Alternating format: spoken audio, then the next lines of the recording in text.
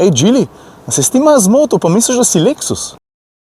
Ja, dober dan, jaz sem Ciril in tole je 7 stvari, ki jih moraš vedeti o Giliju EX5. 1.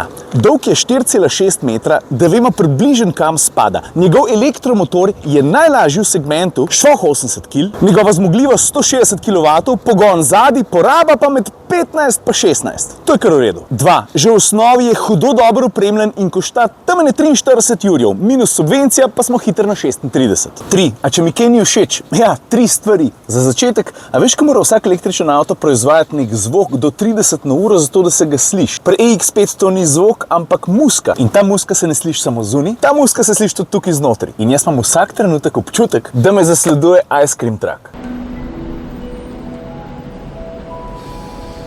Ta druga stvar, za vsako malenkost, ki jo narediš, se ti on oglasi v smislu, ja, sem videl, kaj si naredil. Tudi, ko si nastavim sedež. On skozi hoče, da gledam na zaslon. Jaz pa tega nočem, ampak a veš, zakaj to dela? Pa še ta tretja stvar, ki me moti, veš, ves čas me gleda skozi eno kamero. In ko nosim sončne špegle, mislim, da on ne vidi mojih učkov in pol ves čas misli, da malo dremam in me na to ves čas opozarja. 4. Pod klopjo druge vrste je velik predal. Dobra fora.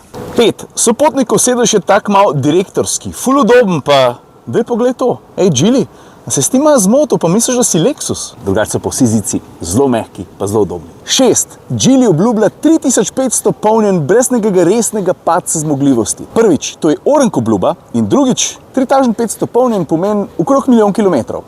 Tega pa nisi vedel. Pa še 7. Na cesti je neverjetno udoben. Tukaj me kar malo presenetil. Kaj je tak kitajski Citroen? In to je tudi tista stvar, ki ga dviguje nad povprečje. A smo na koncu? Smo.